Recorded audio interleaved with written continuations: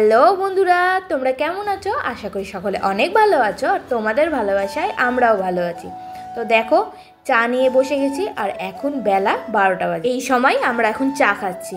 আসলে কি বলো তো, আমি একটু গিয়েছিলাম বাজারে, তার জন্য দেরি হয়ে গিয়েছে আমার আসতে। আর আমাকে ছাড়া তোমার দাদা ভাই কোনো খাবার খেতে চাই না, তাই আমি বাজার থেকে আসলাম। তারপর দুজনের জন্য চা করে আর টোস্টের প্যাকেটটা না বাজার থেকে কিনে এনেছি, তো টোস্টটা দিয়ে চা খেয়ে নিলাম। চলো তোমাদের দেখিয়ে দিই কী কী বাজার করেছি। একটা তেলের প্যাকেট, দুটো সার্ভের প্যাকেট, একটা বিস্কুটের প্যাকেট, আর পটলগুলো না বাড়ির সামনে থেকেই নিলাম।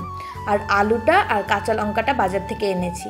তার কারণ হচ্ছে যে আলু কাঁচা লঙ্কা আছেই, কিন্তু শুক্রবার করে না আমি ওই সব ঠেকা ঠেকি মানে লেবু টেবুর সাথে সব ঠেকে থাকে, তার জন্য আমি আর আলু লঙ্কাটা নিই না, নতুন করেই কিনে নিই। আজকে দুজনের জন্য আতপ চালের ভাত করব, কারণ একার জন্য আতপ চালের ভাত আবার ওর জন্য এমনি চালের ভাত ভালো লাগে না। আজকে সকাল থেকে কি হয়েছে জানি না, আমি হাতে যেটাই নিচ্ছি সেটাই আমার হাত থেকে পড়ে যাচ্ছে। দেখো, একটা সোয়াবিনও পড়ে আছে, কারণ চাল ঢালার আগে আমি সোয়াবিনের প্যাকেটটা ছিঁড়েছি, তখন ওই সোয়াবিনটাও পড়ে গেছে। তো চালটা এখান থেকে নিলাম, কারণ এই জায়গাটা তো আমার পরিষ্কার, তার জন্য এখান থেকে সম্পূর্ণ চাল নিলাম। আর এখন আমি চালটা ধুয়ে নেব। আজ থেকে প্রায় 9-10 মাস আগে দুজনের হাতটা ধরে বাড়ি থেকে বেরিয়েছি এক অচেনা শহরের উদ্দেশ্যে। এই শহরে আমরা নতুন এসেছি, রাস্তাঘাট মানুষজন সবই অচেনা, মানিয়ে নিতে খুব অসুবিধা হচ্ছিল। এই অচেনা শহরে যখন আমরা দুজন আসি, আমাদের দুজনেরই কোনো কাজ ছিল না, বলতে পারো আমরা দুজন খালি হাত পায়ে এসেছি। আর আমাদের কাছে কোনো টাকা পয়সাও ছিল না সেরকম। এখানে আসার ঠিক 16 দিনের মাথায় আমি একটা কাজ পাই। কাজটা অবশ্য আমি নিজেই খুঁজেছি, এই রাস্তাতে পোস্টার টাঙানো থাকে, সেই পোস্টার দেখে আমি আমার কাজটা খুঁজেছি। আগে তো আমি বাড়ির বাইরে গিয়ে কোনো কাজ করিনি, তাই আমার কোনো অভ্যাসও ছিল না। তো প্রথম কাজে গিয়ে খুব অসুবিধা হচ্ছিল, আমার একটু মানিয়ে নিতেও অসুবিধা হচ্ছিল। তবে আমি যেখানে কাজ করছিলাম সেখানকার মানুষজন না খুব ভালো ছিল। প্রথম দিকে মানিয়ে নিতে অসুবিধা হলেও শেষের দিকে খুব ভালোই বন্ধুত্ব হয়েছিল আমার সাথে। আমার কাজ পাওয়ার ঠিক 1.5 মাস পর তোমাদের দাদাভাই কাজ পাই। তারপর আমরা একটা ছোট্ট দেখে বাড়ি ভাড়া নিই। এই বাড়িতে যেতে না যেতেই আমি আমার কাজটা ছেড়ে দিই, কারণ আমার খুব অসুবিধা হচ্ছিল সে কাজটা করতে। তারপর তো ভিডিওটা শুরু করি। আমার কাছে ফোন না থাকার কারণে আমার ভিডিওটা বন্ধ ছিল। প্রথম যখন আমি ভিডিওটা আপলোড করি, আমার ভিডিওতে একদমই ভিউজ হচ্ছিল না। সেই ভিডিও দেখে তো আমার প্রচণ্ড মন খারাপ হয়ে গিয়েছিল। তারপর আমি ভাবলাম যে না, আমি আবার কাজে ঢুকে যাই। সেই কথা মতো আমি আবার 2 দিন পর কাজে ঢুকে যাই। আমার মনে কি এমন হলো, তখন ভাবলাম যে না, আমি কাজটা করব না, আমি ভিডিওটাই করি ভালো করে।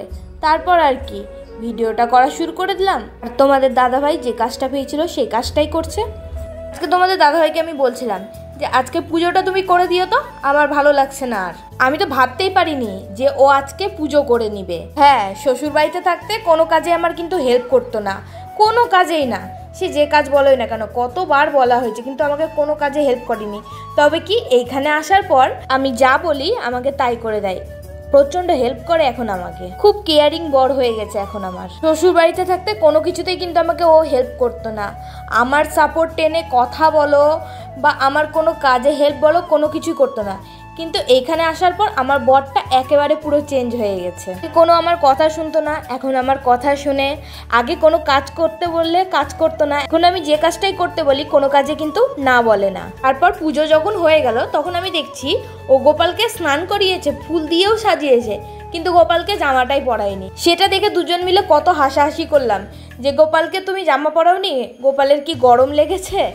তারপর দেখো, প্রণাম করিনি, তখন আমি প্রণাম করতে বলেছি আর মাথাটা ঠুকতেই আছে। একটা অনেক বড় কাজ আমাকে করে দিল, কারণ এই পুজো আর রান্না ছাড়া না মনে হয় কোনো কাজই নাই। তো পুজোটা করে দিল, এবার আমি রান্নাটা করে ফেলবো। তার আগে তোমাদের একটা জিনিস দেখাই। এই দেখো, দেখতে পাচ্ছ, এই জিনিসটা না আমাদের পিছন মনে হচ্ছে ছাড়বেই না, কি যে ভয় লাগছে। এই যে আমাদের সামনে জানলাটা আছে, তোমরাও তো অনেকেই দেখেছো, একটা জানলা নেট দেওয়া আছে আর একটা জানলা ফাঁকা আছে। তো যেই জানলাটা ফাঁকা আছে সেই জানলাটার সামনে একটা আম গাছ আছে, আর সেই আম গাছটার সামনেই দেখো একটা বিরাট বড় সাপ। আমার তো দেখে প্রচণ্ড ভয় লেগেছিল। আর শুনেছি নাকি এই সাপটা নাকি কামড়ায় না, এটা নাকি ডাঁড়ার সাপ। তোমরা যদি জেনে থাকো যে এটা কী সাপ আমাকে একটু কমেন্ট করে বলো তো, বা আমি ঠিক বলেছি কিনা এটাও কমেন্ট করে জানিও।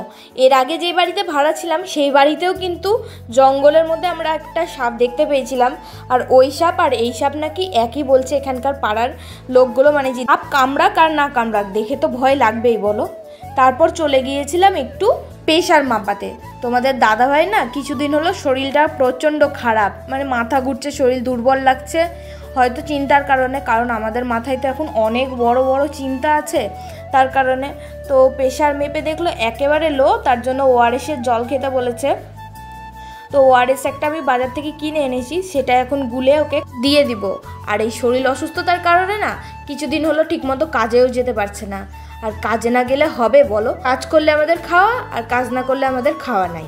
প্রায় 5-6 দিন হয়ে গেল ছুটি নিয়েছে, এতদিন ছুটি নিয়ে কোনো কাজে রাখবে। তার জন্য আমি বললাম যে এরকম শরীর খারাপ নিয়ে শুয়ে থেকো না, চলো ডাক্তার দেখিয়ে আনি। তার জন্য গিয়ে আর কি প্রেশারটা মাপিয়ে আসলাম। আর এই যে ওআরএসের জলটা দিয়ে দিলাম। আর এখন আমরা দুপুরের খাবারটা খেয়ে নেবো, খুব খিদে পেয়েছে।